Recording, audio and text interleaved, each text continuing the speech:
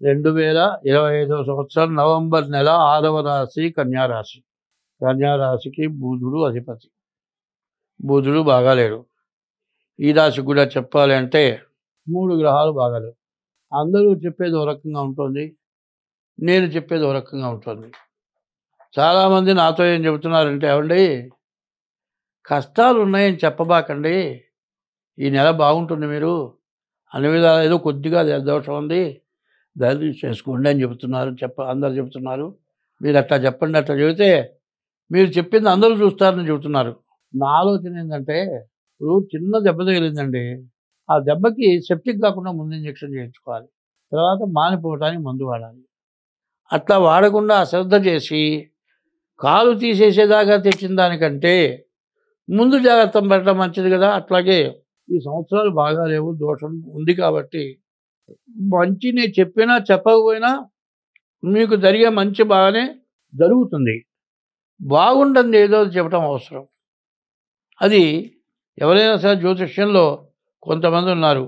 ఇప్పుడు నేనున్నాను, నా జాతకానికి ఏమిటంటే కడుపు అరుగుదల లేకుండా గర్భ వ్యాధితో నాకు మరణం ఉంది. నా జాతకం నాకు తెలుసు.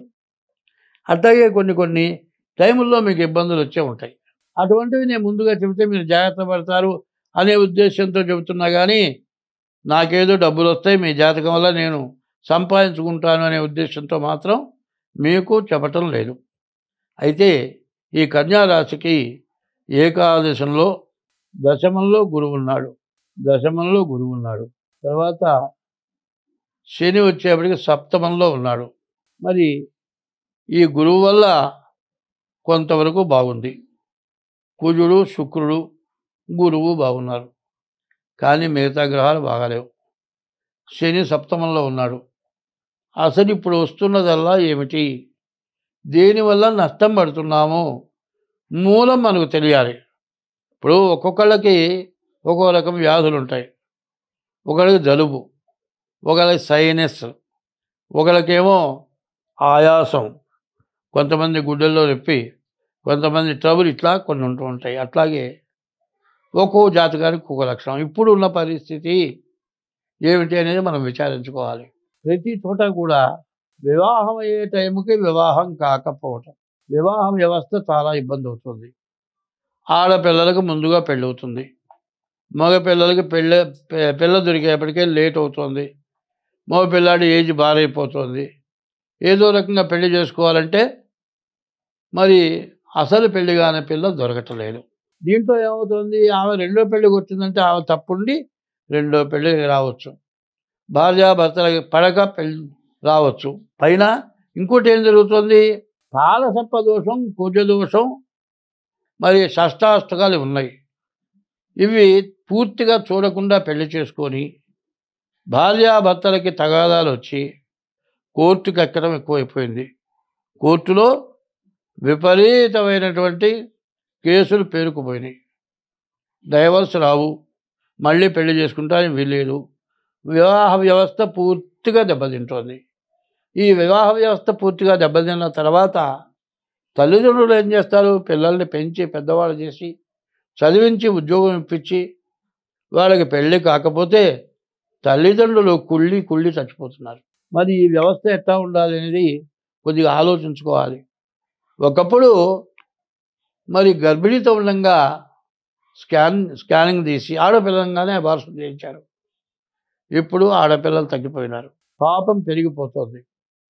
మరి మగవాడు ఎట్లాంటి పరిస్థితి తయారైనారంటే, ఏ కులస్తురాలైనా సరే, ఎటువంటి స్త్రీ దొరికినా సరే వివాహం చేసుకోవడమో కాలం ఎడబుచ్చుకోవడమో చేసే పరిస్థితికి వచ్చారు. ఈ పరిస్థితి ఎట్లా పోతుంది ఆలోచించండి. ముందు ఎక్కువ మంది ఆడపిల్లలను కనాలి, ఆడపిల్లలు పుట్టాలి, తర్వాత సాంప్రదాయ వివాహం జరగాలి, జాతకాలు కలిసి లేవు చూసుకోవాలి. ఇన్ని కలిసినా సరే అహంకారాలు ఉండకూడదు. నేనే అత్తని అని కోడలిక మీద చూపించకూడదు. నేను చదువుకున్నాను, ఉద్యోగం చేస్తున్నాను అత్త మీద గొప్పతనం చూపించకుండా అందరూ మంచిగా కలిసికట్టుగా బ్రతికితే మనకు వ్యవస్థ బాగుపడుతుంది. మన హిందూ ధర్మం, హిందూ వ్యవస్థ పూర్తిగా భ్రష్టు పట్టిపోయే పరిస్థితి వచ్చింది. ఇది రావటానికి కారణం ఏంది? నా జాతకం బాగలేదు, మా వాళ్ళు సరైన అమ్మాయిని చూడలేదు, లేకపోతే నా పెళ్ళాం నా మాట వినలేదు. ఇది కాదు. భార్యాభర్త అన్న చోట కొద్దిగా పేచీ రాని వాళ్ళు ఎవరు లేరు. పోట్లాడుకోకుండా ఉన్నటువంటి భార్యాభర్త ఎవరన్నా ఉన్నారా చెప్పండి? వివాహ వ్యవస్థలో ఎక్కడో చోట తగాదా వస్తుంది. మళ్ళీ సర్దుకుంటేనే కుటుంబం నిలబడుతుంది. ఇట్లా చేసుకొని కోర్టుకెక్కి కన్న పిల్లలను వదిలిపెట్టి విడాకులు రాక, మళ్ళీ పెళ్ళి కాక, పెద్దవాళ్ళకి అన్నం పెట్ట దిక్కు లేక, ఒకవేళ భార్య ఉంటే అహంకారంతో తల్లిదండ్రులు చూడక, తల్లిదండ్రులకు అన్నం పెట్టక మహాపాపం చేసుకొని పెళ్ళి చేసుకున్న తర్వాత భరించేవాడు భర్త, భాగం వచ్చుకుండేది భార్య. ఎవరి బాధ్యత వాళ్ళు చేయాలి. ఇదే చేయటం కాక మరి నిన్ను పెంచిన తల్లిదండ్రులు ఎంతో, అత్త మామ కూడా అంతే. నీకు పిల్లనిచ్చినటువంటి ఆడపిల్ల తల్లిదండ్రులు నీ వంశాన్ని నిలబెట్టారు. నీకు జన్మనిచ్చిన తల్లిదండ్రుల కంటే వాళ్ళు ఎక్కువ. ఇటువంటి వ్యవస్థని జాగ్రత్త చేసుకోకపోవటం చేత మనం పూర్తిగా భ్రష్టు బట్టి మనం పతనం అయిపోతున్నాం. ఈ పతనం అయిపోతున్నటువంటి బాధని అందరినీ చూచి, అయ్యో ప్రపంచం ఈ స్థితికి వచ్చింది అనే ఉద్దేశ్యంతో జ్యోతిష్యంతో కలిపి చూస్తున్నాను. ముందు మనం చేయాల్సింది, భార్యాభర్తల మధ్యలో గొడవ రాకూడదు. ఓ చోట సంబంధానికి వచ్చారండి, నా పక్కనే ఉన్నాడు, వాడిని పోయి ఎవయా ఆ పిల్లాడికి పిల్లలు వచ్చా, ఆ అబ్బాయికా, అమ్మో అబ్బాయికా, నాకెందుకులే అన్నాడు వాడు. అంతే తిరిగి వెళ్ళిపోయినారు. ఎప్పుడు కూడా భార్యాభర్తల విషయంలో సత్యం చెప్పి విడగొట్టకూడదు. ఎట్లా అంటే, భర్తని ఎంతో ప్రేమగా చూస్తుంది, భర్త బయటకు వెళ్ళగానే పరాయ పురుషులతో తిరుగుతుంది. ఎంత బాగా తెలిసినారే నీ పెళ్ళాం ఇట్లాగురా అంటే వాళ్ళు విడిపోతారు. భార్యాభర్తల్ని ఎడలబాపిన పాపం మహాపాపం. ఆ పాపం చేయటం చాలా తప్పు. చేతనైనంత వరకు మంచి చెప్పాలి, ఇద్దరిని కలపాలి, విడగొట్టకూడదు. కోర్టుకు వెళ్ళినా కూడా కొన్ని సంవత్సరాలు తిప్పేది దేనికి? ఆ కోర్టులో చెట్ల కింద కూర్చోనైనా రాజీ పడతారు. ఈ పాపం వల్లే మనం పతనం అయిపోతున్నాం. చదువు ముఖ్యం కాదు, డబ్బు ముఖ్యం కాదు, ఉద్యోగం ముఖ్యం కాదు. భార్యాభర్త కష్టపడి కూలి పని చేసుకొని ఉప్పు కారం వేసుకొని తిన్న ఆనందంగా ఉంటారు వాళ్ళు. వాళ్ళ రోడ్లు బాగు చేసేవాళ్ళు బీటెక్ చదివిస్తున్నారు పిల్లల్ని.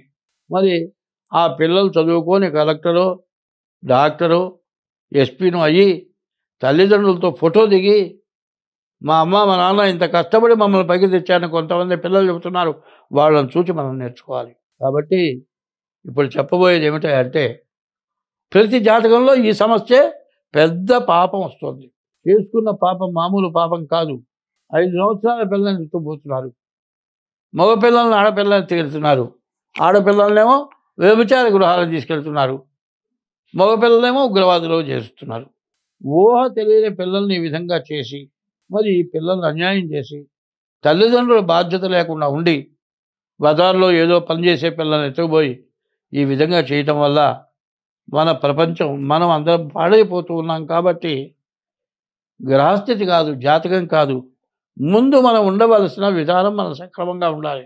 బయటికి వెళ్ళేటప్పుడు కాలికి చెప్పులు ఎందుకు వేసుకెళ్తున్నా? కాలికి ఏదైనా దెబ్బ తగులుతుందని వేసుకెళ్తున్నావు. అట్లాగే నీ కుటుంబాన్ని కూడా ఎవరు ఇబ్బంది పడకుండా చూసుకోవాల్సిన బాధ్యత ఉంది.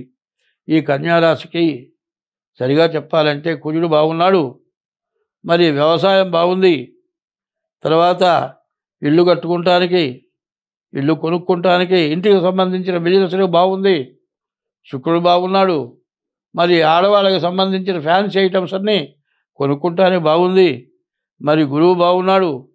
ఈ గురువు వల్ల మరి విద్య, ఉద్యోగం, వ్యాపారం, మరి విదేశీయానం ఇవన్నీ కూడా బాగున్నాయి. కానీ ఇక్కడికి వచ్చేప్పటికల్లా రాహువు, కేతువు, రవి, శని, ఈ 4 పాపగ్రహాలు.